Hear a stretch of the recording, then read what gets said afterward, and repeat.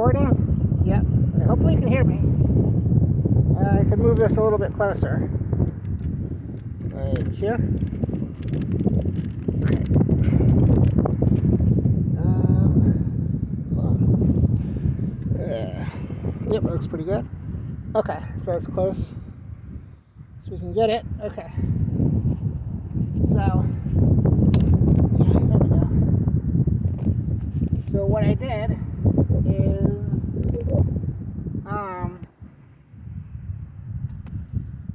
so I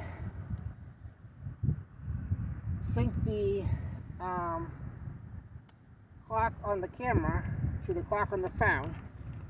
So if you have, I don't know about other cameras, but a Canon camera, I resync the time, the camera time to the GPS time every time I change batteries, or at least once a day.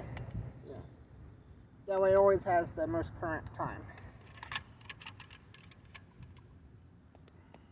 Alright. Yeah, and then I did the initial alignment. I used the compass app on the phone to get this pointing north. So north is actually this way. So it's pointing north right now. And I set the date, time, and location on the map. So now I'm doing the solar alignment, or daytime alignment. So I go to, again, this is a SynScan controller. So rate 9. And I have Freedom Find disabled, because that gives you better tracking accuracy. But when Freedom Find is disabled, you have to move it using the motor. You can't move it manually, otherwise it'll lose the alignment. I was mentioning the number of alignment points. Technically, the leveling and pointing north is your initial alignment point. So it has a rough idea of where we're starting, because it assumes that the mount is leveled and pointing north when we begin.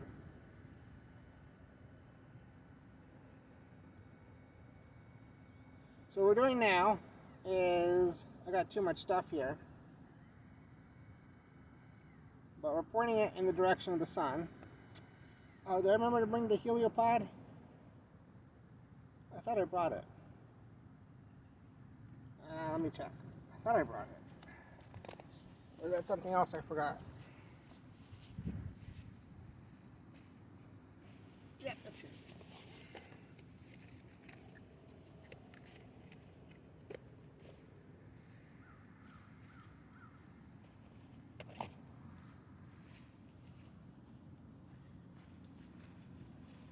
Yeah, so if you want to know how long the winter's been, it tells you it saves the last date time. So I haven't used it since November. So this is called a heliopod. It's a solar finder. I should have done this before, but it hasn't really been aligned yet, so we can still do this. It's not going to push it or anything. So this side with the grid faces away from the sun. So, yeah. So we're going to put this on. I'm going to stand up to do this. Okay. And so to get it's on a bungee.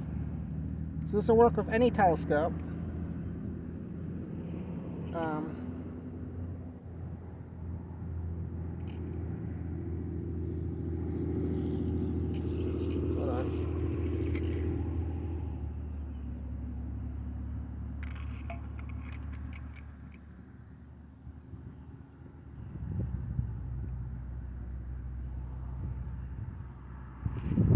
Down for this. Okay, there we go. Now I can see it. Alright.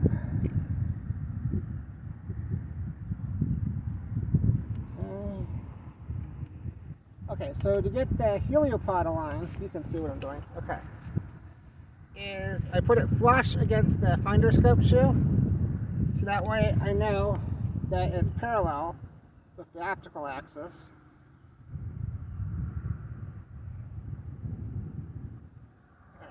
So the only thing we really forgot was the tripod spreader, which you can't even see down there. Oh yeah, you should have watched the other video first. I left the tripod. I accidentally left the tripod spreader at home, but it's very important for the stability. You shouldn't be using the go-to without this tripod spreader. Okay, so that's set. You can see the heliopod. And again, remember, you might notice there's a finder scope on here. That should be kept capped. Point this up a bit. There you go. Remember, you should not be using a finder scope. Keep the caps on. I'll show you what that's for later. But this is not for solar finding. This is the solar finder. Now you could put a solar filter on here, then it's safe to use. But without the solar filter, leave the caps on. Okay, so what I'm doing is, so you got to stand up to do this. So I look at the finder. All right, just gonna point it up a bit. You can see the shadow moving. Well, you probably can't see it from your end.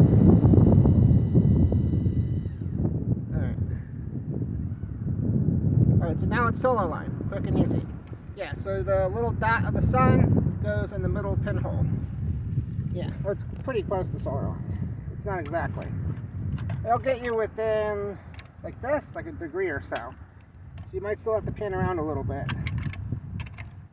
It's a lot better than the shadow method. All right, so I'm gonna have to move this tripod. I'm gonna have to move the chair and move the bag.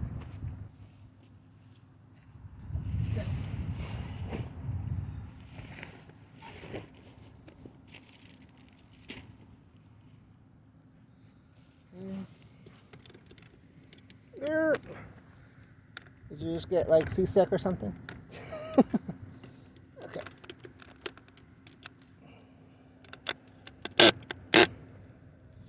Okay.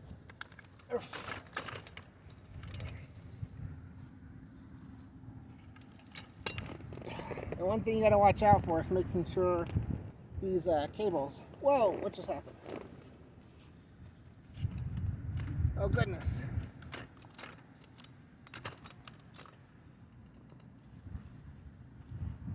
I think my chair hit a pothole or something.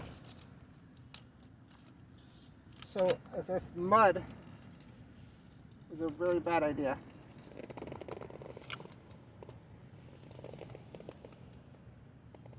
The last thing I want is to break the chair.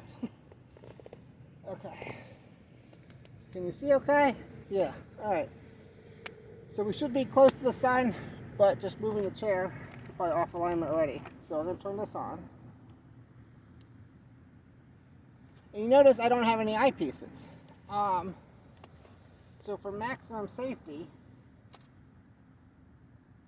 you don't want to use an eyepiece. I think we're already pretty close. Yep, there's the sun. Okay, so we got to focus, but you can't really see what I'm doing. I don't know if you can see the screen. Kind of, maybe. Okay, at least you can hear me better, probably. I'm looking in the screen. Okay. So it's drifting a little bit. Okay, so first thing we're going to do is focus. Let's get it centered first. Now, one thing that's important to know is I'm using a focal length of 1540 millimeters. Okay, now it's centered. So that heliopod got me, I think the field of view is maybe about half a degree or so. So it got me within about half a degree. That's really good. You saw how quick that easy that was? Super easy. This is like by far the best investment for solar alignment. Okay. So what I'm going to do next is focus. So it's solar, it's aimed at the sun. It's not aligned yet. I'm doing the alignment now. Remember, you do want to have everything focused before you complete the alignment, because at least on a Maxitov Cassegrain or a Schmidt Cassegrain, for the technical term,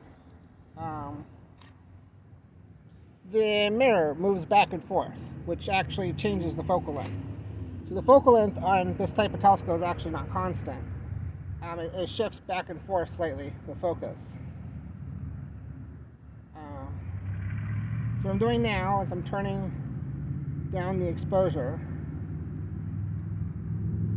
so you get a fine focus. Put a, see, 1/500th?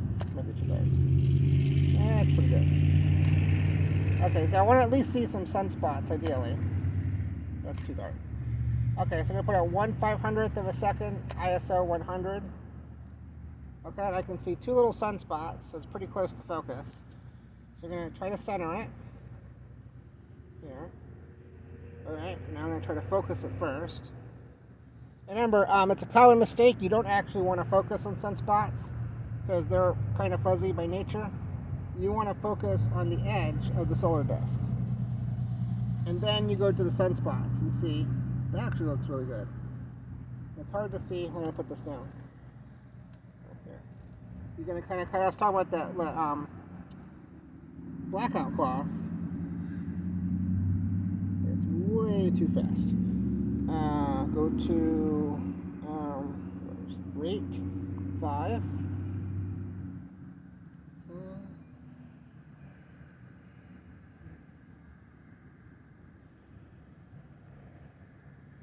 It's still too fast.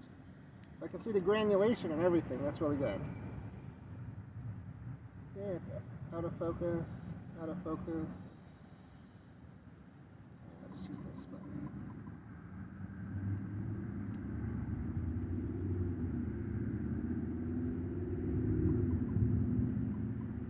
And so you're going to get the best focus in the afternoon. Oops, touched it. You don't want to do that. Don't touch it. I haven't aligned it yet, so it's not too bad. Hold on.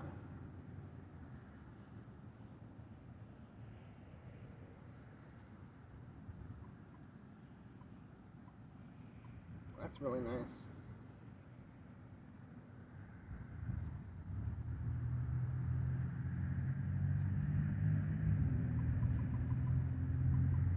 It takes a few minutes to get a good focus.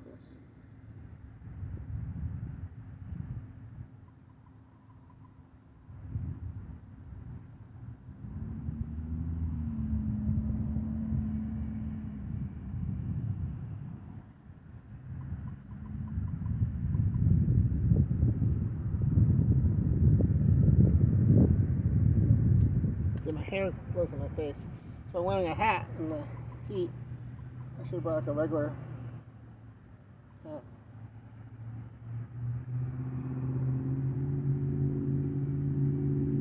I think that's about as close as I'm gonna get it. Alright, so I can see the what's it called?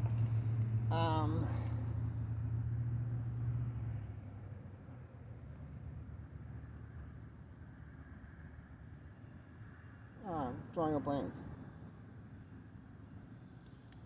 Okay, so I remember to turn later. The bright spots as well as the dark spots. Okay, and plus the granules. Yeah. What are they called?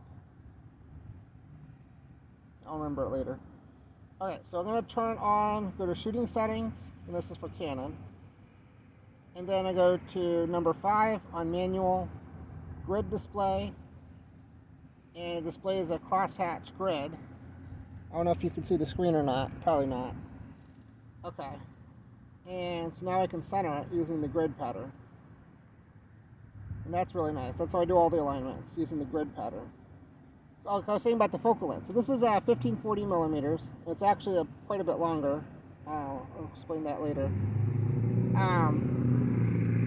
But the telescope focal length is 1540 millimeters. Hold on.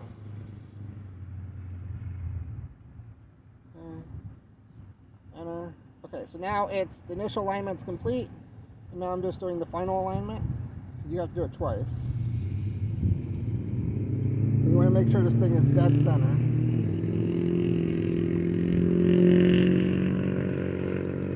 So usually kind of get it close and then let it drift into place.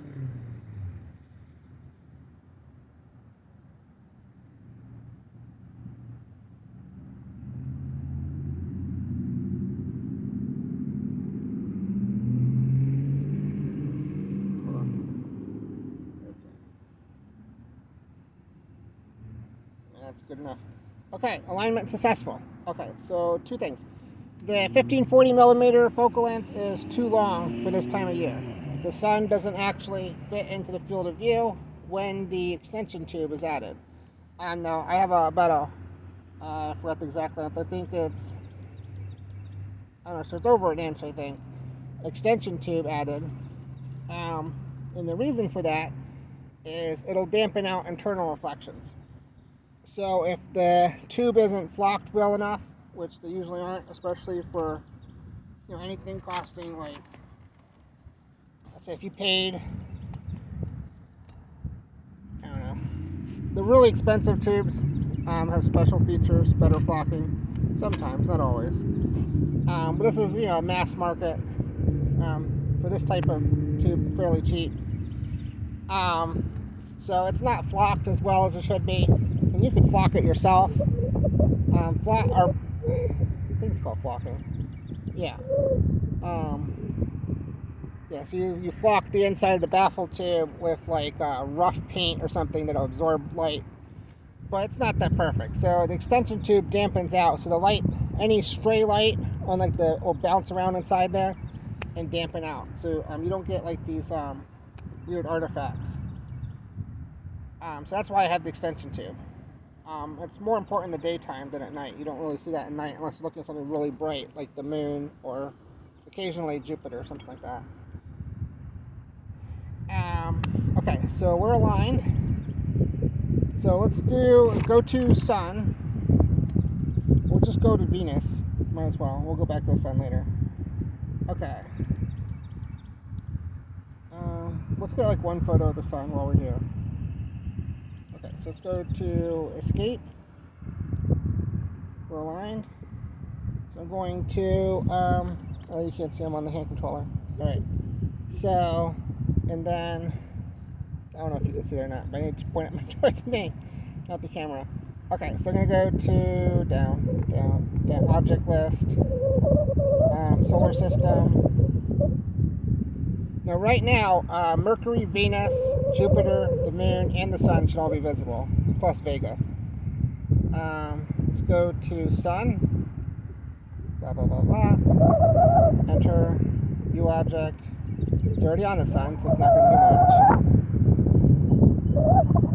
But what it does when you do that is now it's enabling the solar tracking. So it should have already been enabled, but it's definitely enabled now.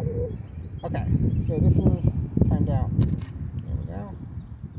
Well, let's get a couple photos of the sun while we're on there. And like I said, the sun doesn't actually fit into the field of view, which is a little bit annoying. Okay. So I have it on a 2-second timer, but if it's on the telescope, I should change that to 10 seconds. Because if you're not using the remote, it's going to shake a bit when you do that. So it's counting down. Yeah.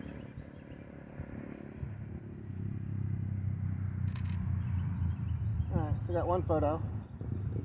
I got a couple others just for fun while I'm here. Okay, so let's put this up. Over here.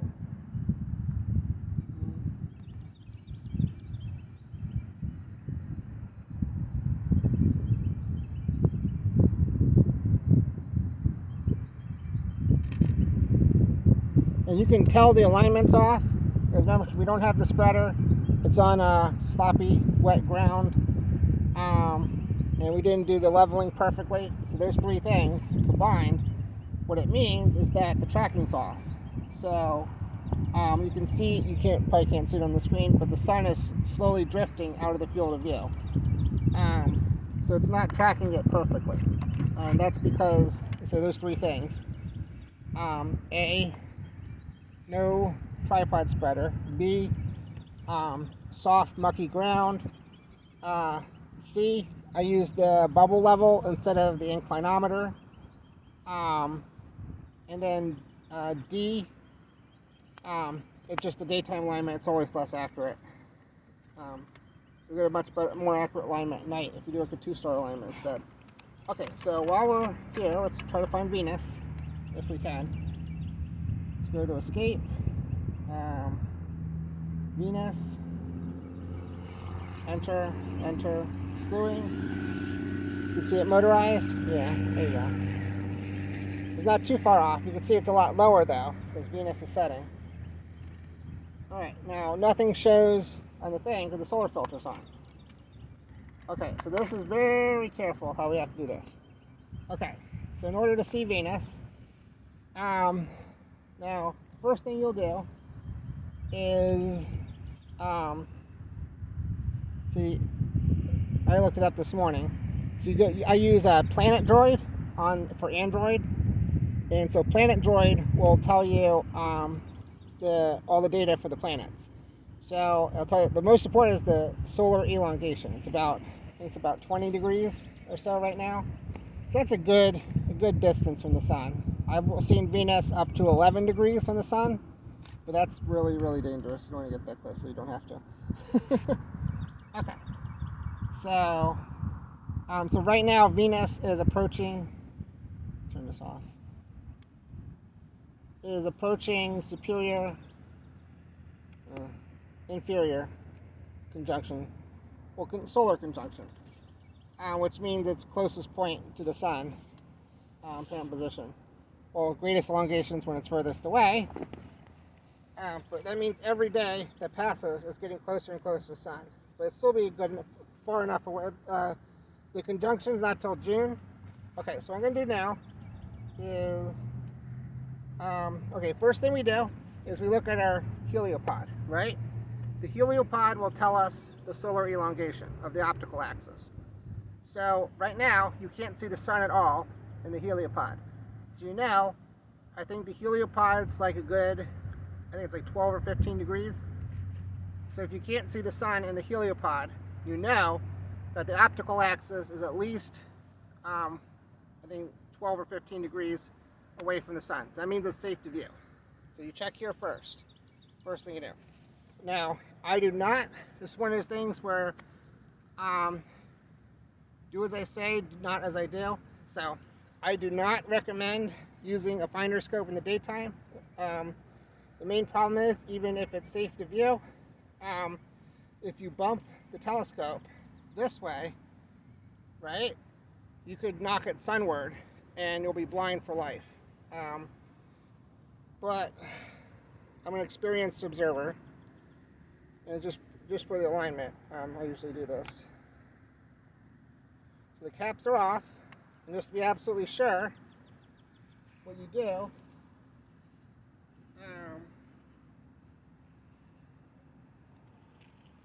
I don't really have one. You use a white card. So I don't have a white card, I have a white box. I don't know if you can see that or not. Yeah. If the sun was shining through, it would show up on a white card. Yeah. Which it isn't. We know it isn't. So.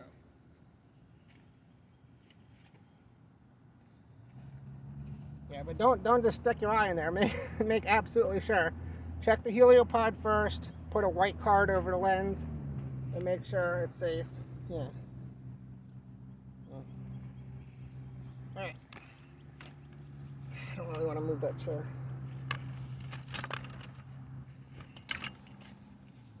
All right. So, and you don't really want to sit down because you might knock yourself telescope.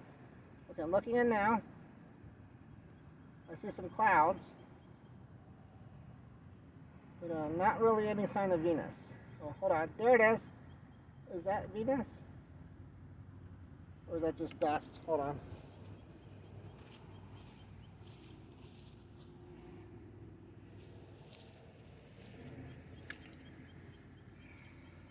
We're still recording, right? Yeah? Yeah, okay.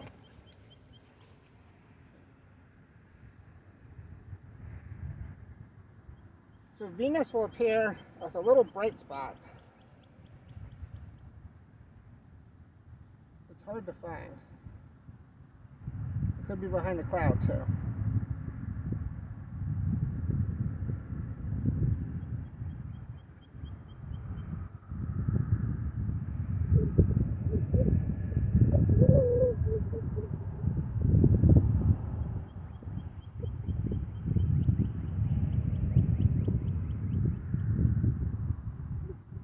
don't see it.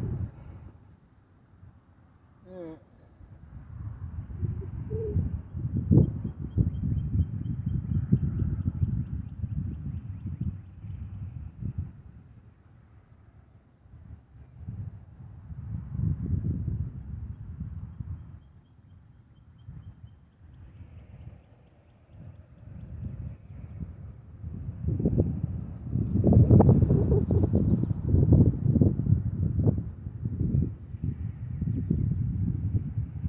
Alright, I don't see it. So, yeah, so this happens sometimes. You probably don't have the alignment very good, or well enough. So basically, if you don't see Venus, again, this is a 5-degree field of view, and the heliopod, I think it might be 12 degrees. So, obviously you don't want the sun visible in either. Yeah, because where the telescope thinks Venus is, if it's obviously more than 5 degrees off. If it doesn't, you can't see in the finder, or it's behind a cloud if it's on. So you have basically 2 choices, either, or 3 choices. Someone's grilling, smells good.